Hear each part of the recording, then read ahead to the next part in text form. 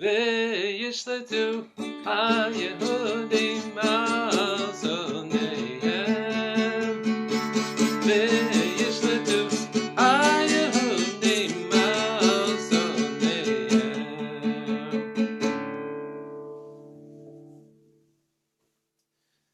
Wow, we just finished Purim, the holiday of Purim, when we read the Megillah. We read the book of Esther, the scroll of Esther. And since I've been working on this little book about the Rabin episode, the Rabin government and the convoluted events concerning the death of Prime Minister Yitzhak Rabin, peace be upon him, I couldn't help thinking that the theme that we see in Purim, Na'afochu, and things were turned upside down,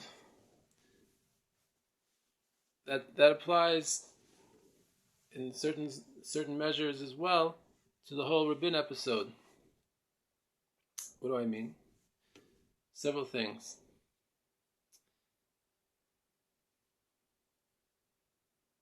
In the original Purim story in the Megillah, read about how Mordechai, the Jew, who maintained a presence close to the Persian court, the court of the king of Persia, how on one occasion he heard about a plot to kill the king, and he reported it to the king's court. And the two plotters, Bigson and Teresh, were appropriately executed. And the deed was recorded in the king's annals. And later on, that came to help Mordechai because the king said, "What was ever done to reward that guy that saved me?" He said, "Well, nothing." And so that was part of the process whereby Mordechai came to have more influence in the king's court. Also through his niece Esther, largely. But that is what someone who wants to help the king does. He reports suspicious characters who are trying to hurt him. But in the Rabin assassination, we had the opposite. To our sorrow, we had the government agent, Avishai Raviv, instead of reporting to the authorities dangers to the king, dangers to the prime minister, he was the chief provocateur, creating all types of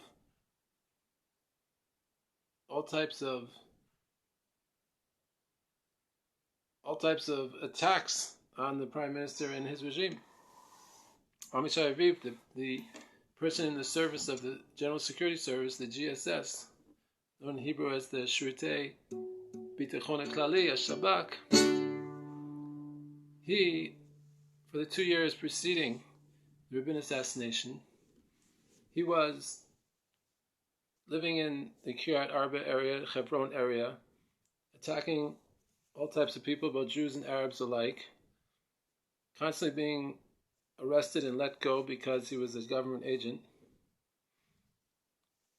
And he sat, according to Yigal Amir, the convicted assassin of Rabin, he sat with the brothers and helped plan the assassination.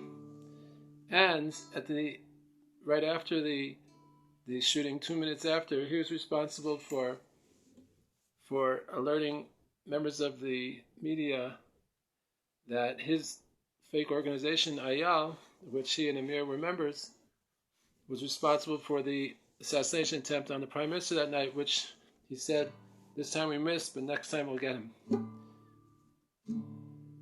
So that's one thing that's justifies this thing being called Na'afochu, or the opposite, because the government agents, the friends of the king, are supposed to help protect him, not help plan his assassinations. And the other Na'afochu, the other thing that's turned on its head, seems to me quite obviously, that the government, including the General Security Services, particularly the General Security Service, elements within it, and almost certainly under the instruction of the heads of the government at that time, the very heads of the government, not everyone in the government, but people at the top, namely Yitzhak, Rabin, and Shimon Peres, among probably others. They planned to make a staged event that night, a staged event when a right-wing radical like Yigal Amir, who they knew for months and years, and who their agent was best buddies with, and who was planning and executing weekends in the territories almost every week, or I don't know how many weeks, but many weekends they planned together, funded by Amishai Reviv, government agent. They planned this fake assassination attempt, this staged assassination attempt, at that peace rally, that Saturday night peace rally, which the theme of which was "No to Violence, Yes to Peace," where all the violence that had come before was done by the government agents, Amishai Reviv and his cohorts in Hebron, who went so far as to marry unsuspecting Jewish women who thought they were religious guys, enter into marriages with them as covers for their government roles. Unbelievable things went on.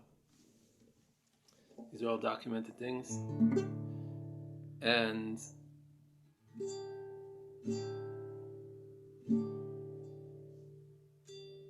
these agents planned, along with the other authorities, this fake staged assassination attempt. But what's the na'afochu? The na'afochu, unfortunately, was that Rabin ended up dying. And how that happened, I don't know exactly. I don't know if it was bullets from Amir. I don't know if it was from fake bullets. Maybe he stopped breathing. My belief is that he stopped breathing in the car. It's later. My belief is based on what the people in the car said as part of their deposition to the authorities. I believe he stopped breathing. He had pulmonary arrest as a result of whatever went on there, and because they didn't get him to the hospital in time, didn't get him the medical care he needs, he died. But whatever happened, whether Amir was an actively known part of it, which I suspect he was, or even if he wasn't, if he was just used as or maybe he was used. I don't want to say that he. Well, I don't know if what he planned, he thought he was doing or wasn't doing. But it's obvious to me that one way or the other, whether he was just a useful idiot, which they used, or he was part of it, that there was a fake staged assassination attempt planned that night, and something went wrong. So that's a na'afochu. That's a turn upside on his head.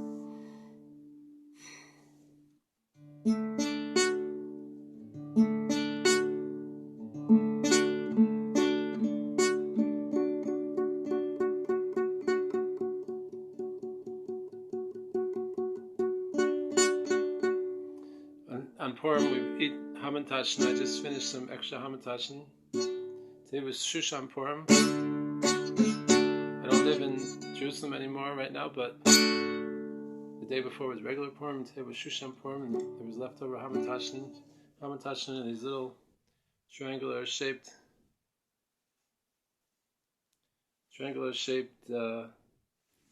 cookies, baked goods, which we eat during the holiday. And some say they're based on like the little hats like that Haman used to wear, like those three-cornered hats. In any case, we can take a lesson from the Hamantaschen. The Hamantaschen has generally three sides. Reminds us that every story has many sides. There's my story, there's your story, and then there's the story, is the truth. Some call that his story, the one above story, or history. And our goal is to try to figure out what his story is, what the story is. We pray and hope and believe that the story, his story, will be clear the more we investigate it, the more we analyze it, the more people come forward and tell what they know.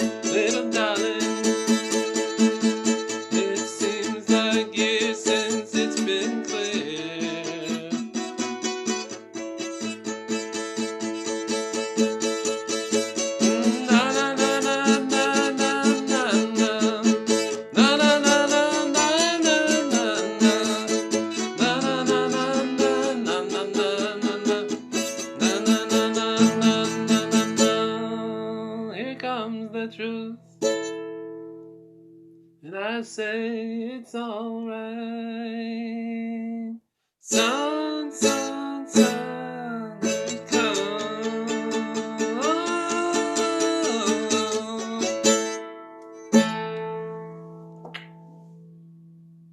Happy Purim.